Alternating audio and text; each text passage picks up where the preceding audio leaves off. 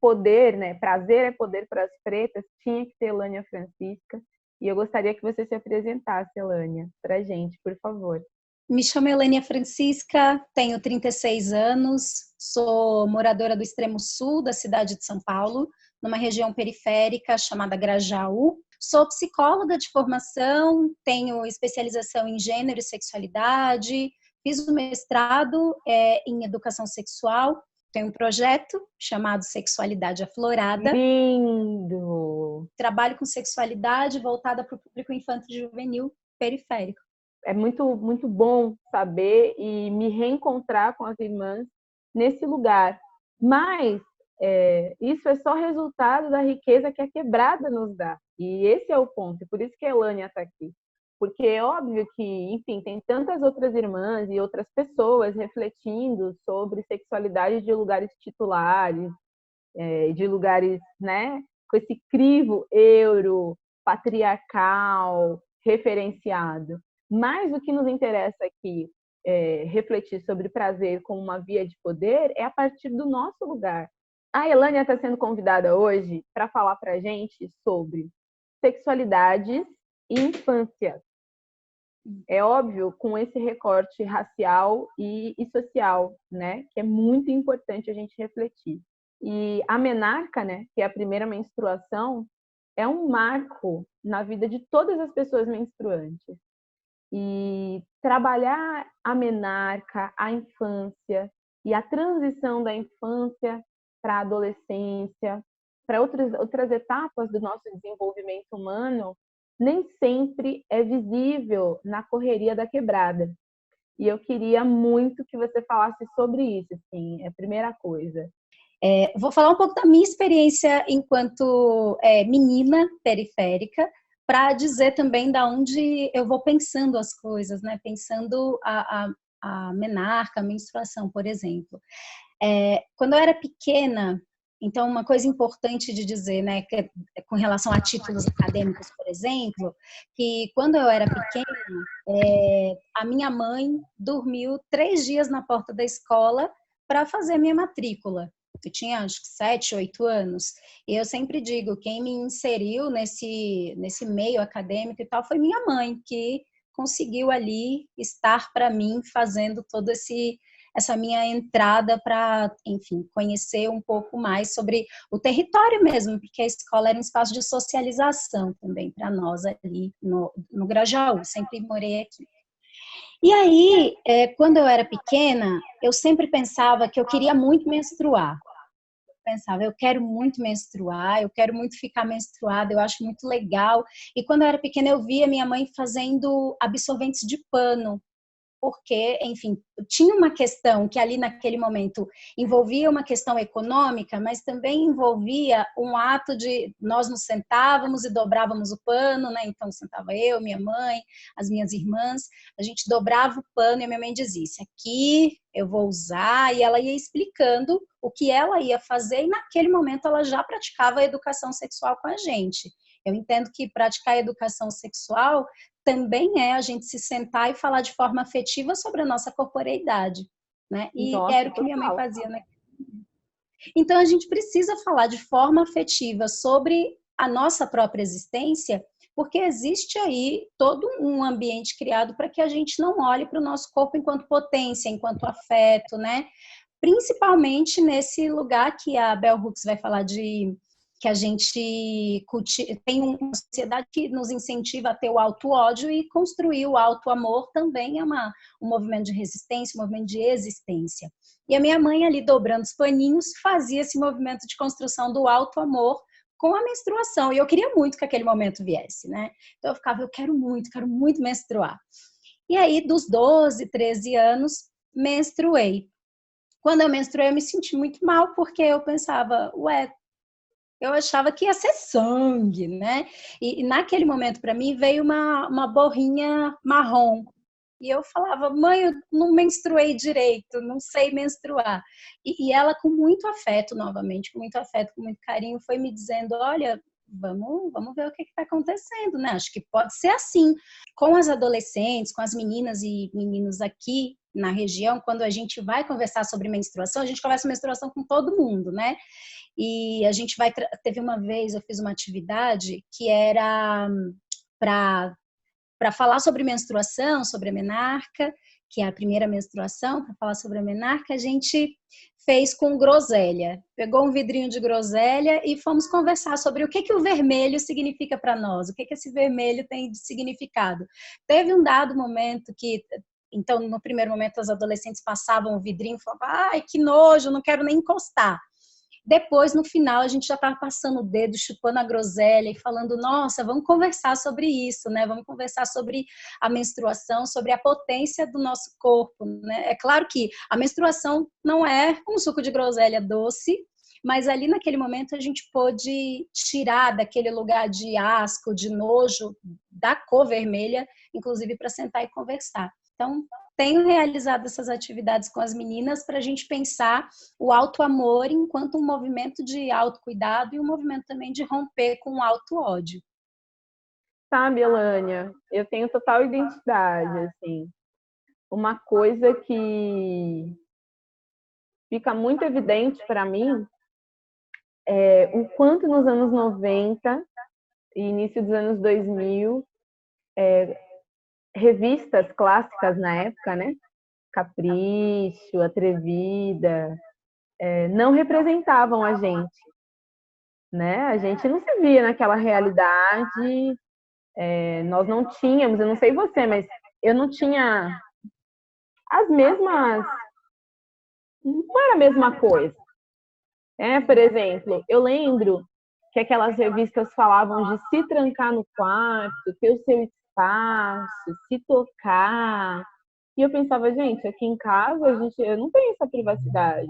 Eu compartilho o quarto, a casa é pequena, não tem esse espaço para que eu possa me tocar. Eu não tinha essa elaboração quando eu era adolescente, mas eu sabia que aquilo não era sobre mim, que aquelas orientações não eram sobre mim. Não era para minha realidade habitacional mesmo, né? Assim, a minha casa não comportava a privacidade que a revista supunha que eu tinha como óbvio. E ao mesmo tempo, eu tive outras coisas, né? Eu sempre vi mulheres mais velhas falando sobre sexo abertamente. Eu sou filha de uma gestação precoce, né? Então a minha mãe é muito nova, então eu sempre vi a minha mãe falar e tudo mais, e conversar e trocar. E aí, eu sinto que a minha transição foi afetiva no lugar das negavéias, sabe? No pagode, ouvindo elas conversando sobre elas, tomando nota do que eu queria ou não queria muito para mim a cada depoimento. Agora, olha que interessante, né? Veja você, essas revistas que existiam nos anos 90 e tal, hoje eu fico olhando o preço que elas custavam, né? Quanto elas custavam na época, e hoje eu penso assim, nossa, elas não eram tão caras, mas naquele momento, o contexto econômico que a gente vivia elas eram caras, né? Para aquele momento, a gente pensava, caramba, eu não consigo comprar essa revista. Então, o que a gente fazia na escola? Dividia, né? Uma colega conseguia comprar, a gente ia dividindo. Então, você lê, eu leio. Tinha um negócio de troca de cartas, eu não sei se tinha quando você comprava, mas tinha uma parte que as pessoas colocavam endereço. Quero me corresponder. E eu queria muito me corresponder, mas também tinha aquela coisa do selo, e enfim, né? Eu não conseguia me corresponder, mas eu sempre pensei nisso, né? Essas revistas eram feitas para uma realidade que também não era minha. Então, eu percebo bastante que quando nós vamos falar de sexualidade com adolescentes, a gente se baseia muito nessa sexualidade daquelas pessoas que vivenciam uma realidade não periférica. Vá para o seu quarto, tem um momento só seu, a privacidade, né? A privacidade é o seu direito, nenhum adulto pode entrar no seu quarto sem bater na porta, mas e quando o seu quarto também é a cozinha da casa? Também é a sala da casa, né? Então, todas essas questões precisam ser levadas em consideração quando a gente vai pensar a sexualidade, a afetividade de crianças, adolescentes periféricas, né? E aí as primeiras vivências com relação à sexualidade vem muito disso, né? Nossas primeiras educadoras em sexualidade são as nossas matriarcas, que vão conversando com a gente sobre várias coisas e do quanto é importante a gente sentar e conversar para não anular também a nossa história. Porque quando a gente diz, por exemplo, isso aí é assunto que eu vou falar, que eu não vou falar, eu vou falar na escola, por exemplo. Tá, legal, eu acho legal falar na escola sobre sexualidade, gênero, inclusive defendo que falemos mesmo na escola sobre esse tema, mas que a gente também pode aprender muito com as nossas matriarcas, a gente pode aprender muito com as nossas mais velhas, né? Recentemente, a minha mãe sempre tinha dito que eu nasci quando ela tinha 20 anos, né? E ela falou, com 20 anos, eu tinha 20 anos, você nasceu, e foi muito legal e tal. Enfim, e aí recentemente estava olhando os nossos documentos, eu falei, mãe, você não falou que eu tinha nascido quando você tinha 20? Aí ela, sim. Eu falei, mas aqui diz que você tinha 16. Aí ela, 20, 16, tudo a mesma coisa. É porque naquela época, menina, nós não podia falar isso, não. Não podia falar para criança, você nasceu quando eu ainda era adolescente, né? Quando eu ainda era menina. Então, nesse momento, quando ela me fala disso, ela me fala de sexualidade também. Ela me fala de uma proibição de se conversar sobre isso, de se pensar o nosso corpo enquanto tem um grupo de adolescentes aqui do Grajaú, que elas inventaram uma palavra que é prazerante. E elas disseram, prazerante. Prazerante, anotando aqui. Prazerante. Então, elas até fizeram um fanzine, né? São 4 adolescentes, todas pretas, periféricas, maravilhosas, que criaram uma série com 4 fanzines, chamado Prazerante, e elas ensinam 30 formas de cultivar o auto-amor. E a gente sempre conversa, qual é o lugar da menina periférica? Qual é o lugar que a gente está? A gente é periférica, a gente é preta, muitas de nós não é hétero, então muitas somos bi, pans, lésbicas. Também existem meninas hétero que também praticam esse movimento prazerante de auto-amor, mas que a gente precisa entender que a geografia da nossa casa também vai falar das possibilidades de viver a nossa sexualidade, né? A geografia do nosso território vai dizendo. Então, os equipamentos de saúde, acho que isso é uma coisa muito legal que eu fiquei pensando esses dias, que é, os equipamentos de saúde dividem o nosso território em áreas, né? Então, tem a área A, a área B, a área C, tem alguns lugares que dividem a área azul, a área verde. Então, quem trabalha na área X não trabalha na área Y. Mas como é que eu vou pensar afetividade e sexualidade adolescente se a menina mora na área X, mas namora outra pessoa que mora na área Y e tem um crush na pessoa que mora na área Z? Como que a gente vai fazer isso? Essa divisão não nos cabe, a gente não está dividida assim no território, né? Então, acho que hoje a gente vivencia outras formas de pensar a sexualidade, mas muitas delas ainda consideram o chão que a gente pisa como uma não prioridade para se pensar a sexualidade de meninas, meninos e meninas, adolescentes, né? Então, eu penso que sexualidade é corpo, e corpo é contato, né? É meu corpo em contato comigo, meu corpo em contato com o mundo, e outros corpos que construíram também parte desse corpo aqui, né? A minha existência, ela conta uma história de outras corporeidades que foram criando a minha. Então, quando a gente fala de corpo, a gente fala esse corpo que tem um lugar, que mora, que transita, que cultiva afetos, e que a gente precisa levar em consideração tudo isso. Inclusive, Elânia, a sua entrevista marca aqui na Ioni um novo caminho da Ioni, que é a Ioni das pretinhas, né? Eu fui entendendo que o conteúdo da Ioni bruto, esse que está nas redes, ele é o conteúdo de uma pessoa menstruante que tem uma trajetória mais longa após a menstruação, né? E que não dialoga diretamente com as demandas e necessidades das nossas meninas. E também observo, por ser terapeuta menstrual, o quanto a infância é um marcador muito expressivo da relação das nossas irmãs, das mulheres negras especificamente, com o corpo espaço, com a própria sexualidade. e por isso a gente vai ter esse braço, né? Que vai ser a Ioni das Pretinhas, que é para trabalhar com as meninas e com mãe de meninas e com pai de meninas, né? Com familiares de meninas, para não ficar essa demanda também sobre a mãe, mas sobre a comunidade. A comunidade precisa relembrar isso. Acho que não é aprender. Eu não acredito que a gente tem que aprender, até porque a árvore do esquecimento, né? A colonialidade trouxe uma experiência para a gente de esquecimento. Então, eu sinto que a minha tarefa na Ioni das Pretas é relembrar mulheres, pessoas menstruantes, homens, famílias, comunidades, da importância do ventre, da importância da sexualidade como um marcador de autocontrole, de autodeterminação, de agência, de poder real, né? Elânia, queria falar com você uma coisa não muito legal, aliás, nada legal, que é a relação da hipersexualização da infância negra.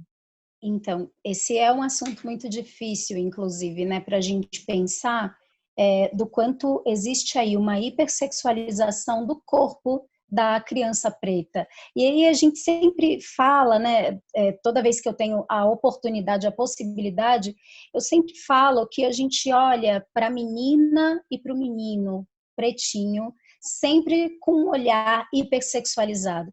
Eu vou contar para vocês rapidamente aqui uma situação que aconteceu quando minha irmã estava grávida e foi fazer o exame de ultrassonografia. Durante o exame de ultrassonografia, a pessoa que estava ali era uma mulher branca, né, fazendo a ultrassonografia, e essa mulher, quando foi falar, você quer saber qual é o sexo do bebê, né, essa coisa toda, e aí ela falou, não, eu não quero saber e tal. Ela falou, porque um menino vai ter um pintão, né, porque o pai é preto, a mãe é preta, e aí a criança nem tinha nascido. Então, no nascimento também, né, na hora que a criança, que ela então teve o parto dela, a primeira coisa que foi dita quando essa criança nasceu foi, olha, essa aqui, e a frase foi essa, né, eu fui visitá-la e ela disse, a primeira coisa que o meu filho ouviu ao chegar ao mundo foi, nossa, ele tem um pintão. Foi essa a frase que a pessoa que fez o parto disse.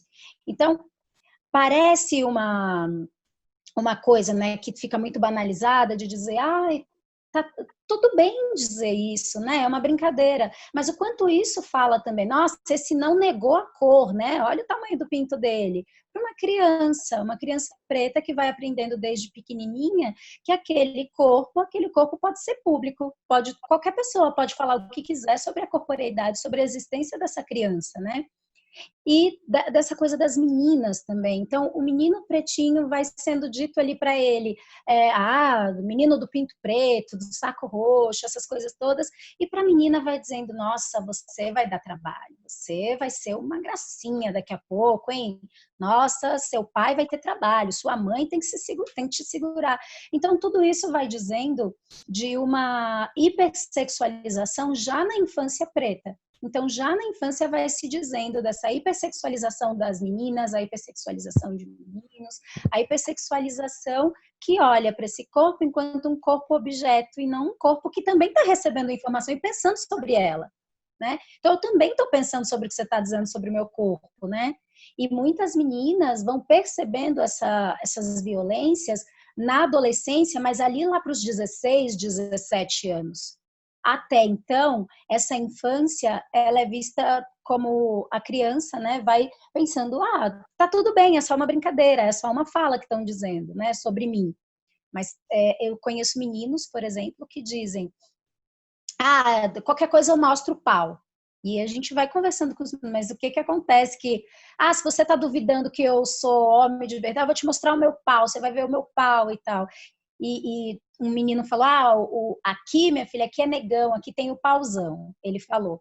Mas também, quem foi que foi dizendo para ele que para ele se sentir orgulhoso de si, ele tem que ter um pinto grande, e é um negão, pauzão, tudo isso vai falando também de uma uma hipersexualização na infância que vai fazendo com que esse menino chegue na adolescência olhando para o corpo dele como um corpo público e banal, né?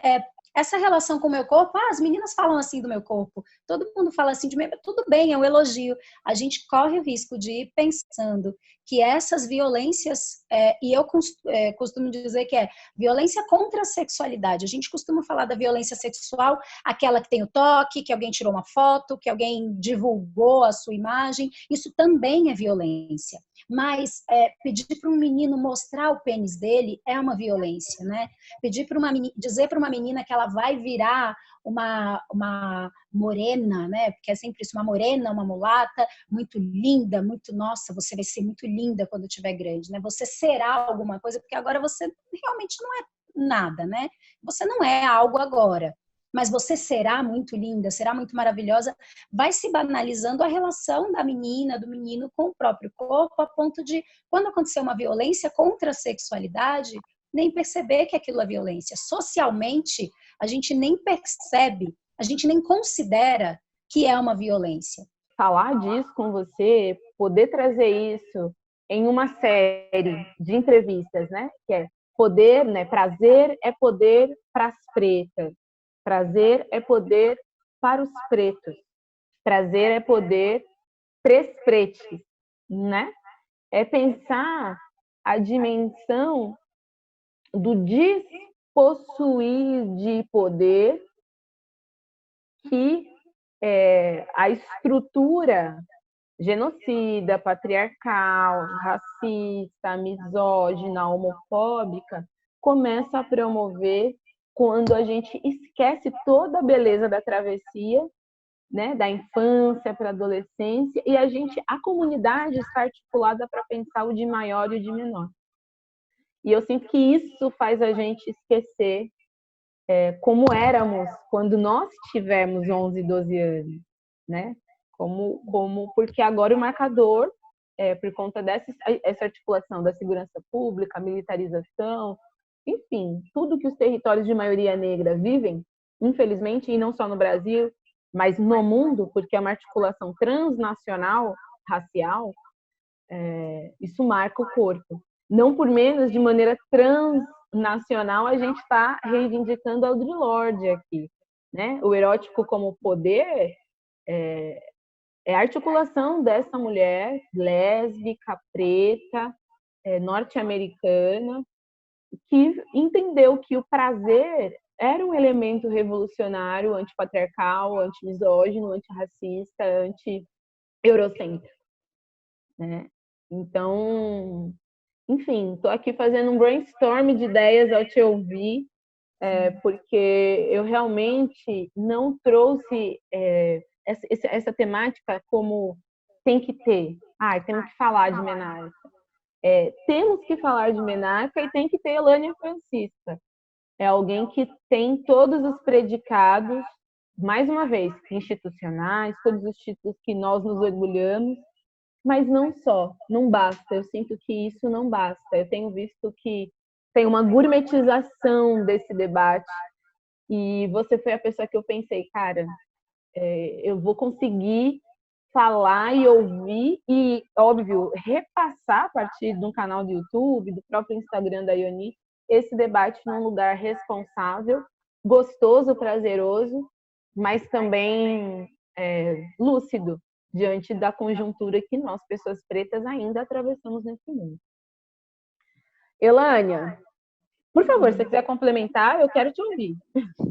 Não, eu fiquei pensando nessa coisa da menstruação que vai marcando o de maior e de menor da menina, né? Dessa corpa menstruante, dessa pessoa aí que menstrua e de repente existe todo um cenário que diz para ela: agora você é mulher, né? Agora você cresceu, agora você está grande. E eu fico pensando também nesse olhar sobre a menstruação, né? A primeira menstruação vai marcar que agora você é uma mulher, agora você tem outras responsabilidades, e tem uma coisa que está acontecendo que também é uma violência muito grave com relação à sexualidade, que em poucos espaços é possível falar disso, então acho que a gente pode falar aqui, que é o fato de que no SUS, né, no Sistema Único de Saúde, existe agora a possibilidade do implante anticoncepcional, né? Só que na região aqui que a gente vive, e aí eu vou falar, a gente tem recebido, né? Eu digo a gente porque eu e outras mulheres temos recebido, temos sido notificadas de que isso existe, né? No Grajaú, no Capão, no Campo Limpo, nas nossas regiões periféricas, aqui são regiões do extremo sul da cidade de São Paulo, de que meninas de 9 anos, antes mesmo de menstruar, existe ali um cenário que é criado para dizer para a mãe dessa criança, a avó, enfim, a cuidadora dessa criança, dizer, olha, é legal já colocar esse implante nela para prevenir. E o argumento é, a irmã dela já tem bebê, a irmã dela já engravidou na adolescência, então é melhor prevenir. Então, muitas vezes, coloca-se esse implante e aí não sou eu que estou dizendo sozinha, né? Existem várias mulheres. Eu ofereci uma atividade formativa para educadoras periféricas e uma das educadoras é professora do ensino fundamental e ela disse, bom, eu tenho na minha sala uma menina que não tem ainda esse implante, todas as outras já têm. Para mim não dá para fazer o debate se colocar como central, até dá para fazer o debate, mas não dá para colocar como central se a demanda é absorvente de plástico ou absorvente de pano. Uhum. Né? Esse não é um debate prioritário para mulheres negras. Né? Já que a gente precisa, ainda hoje, lutar contra a esterectomia compulsória, porque a esterectomização, né, a retirada total ou parcial do útero, ela muitas vezes é compulsória. As mulheres entram para tirar mioma e elas saem de lá sem útero. Aqui na Ioni das Pretas, eu sempre falo, né? Eu fiz uma live com a Natália Braga, que é jornalista da Intercept Brasil, falando sobre precariedade menstrual. E uma das coisas da precariedade menstrual é que, pelo menos uma vez ao longo dos estudos do ensino fundamental e médio, meninas pretas e periféricas deixam de ir para a escola porque não tem absorvente. Entendeu? Exato. Então, a gente precisa mesmo, cada vez mais, óbvio, essa conversa entre nós é um start, eu espero te reencontrar, espero apresentar cada vez mais o Florescer na Ioni das Pretas, acho o seu trabalho necessário, urgente, e assim, não precisa do meu crivo para ser necessário e urgente, mas eu quero dizer cada vez mais que é necessário e urgente, porque eu acredito nisso.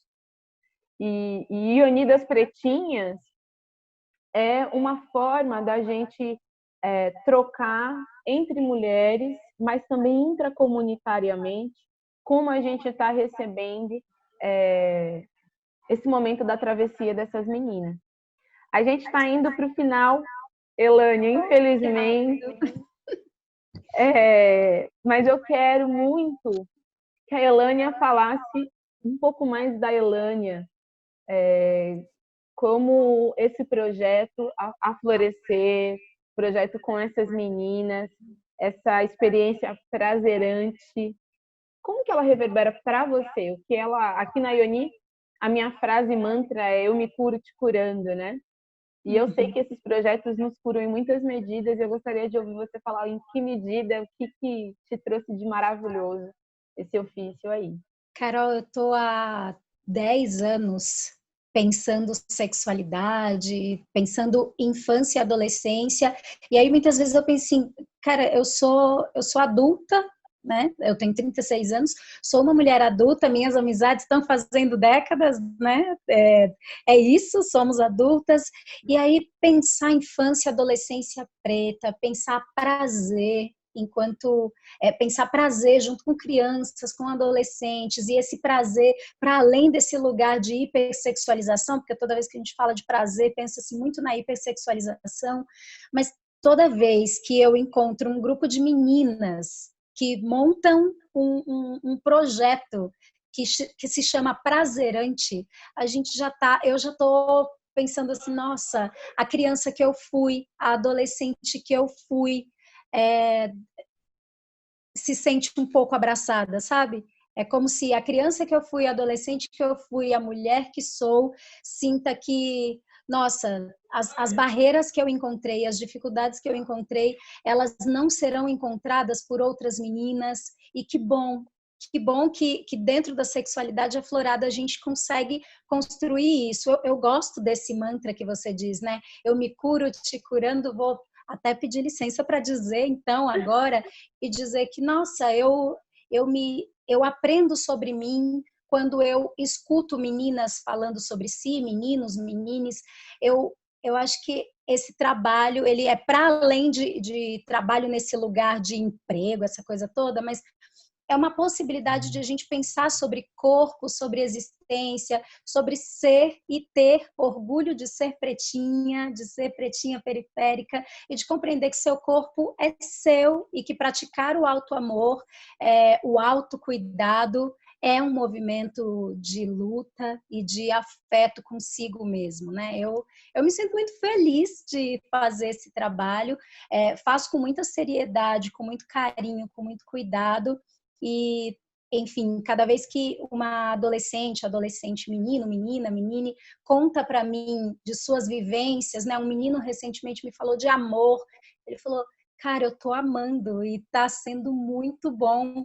E eu falei, nossa, e aí, quem é a pessoa que você tá amando? Ele falou, eu.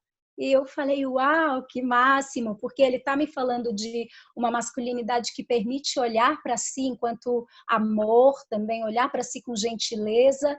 Ele está falando de uma masculinidade que ele está olhando, que ele está pensando enquanto menino preto sobre as relações que ele está tecendo, que ele vai tecer, e isso para mim é mágico, é lindo, é ancestral. Eu fico emocionada de dizer, porque o caminho vem enfrentando aí várias dificuldades, a gente vem enfrentando várias barreiras, mas a gente constrói uma relação de afeto, apostando no afeto enquanto uma ferramenta também de fortalecimento de si e da nossa coletividade. Axé, axé. Antes de ir embora, 2 pedidos. Qual é, assim, o que hoje te dá tesão de viver, Lânio? Qual é o seu tesão de viver hoje? Mulher, o meu tesão de viver é envelhecer. Eu estou gostando de viver esse processo essa travessia, de envelhecer, de sentir que eu estou me aproximando de um... Enfim, eu estou construindo uma caminhada que me permite olhar para o meu corpo enquanto um corpo que a cada minuto envelhece e que está me dando muito tesão envelhecer, assim, ser uma mulher mais velha, né? Estou Que gostando. linda!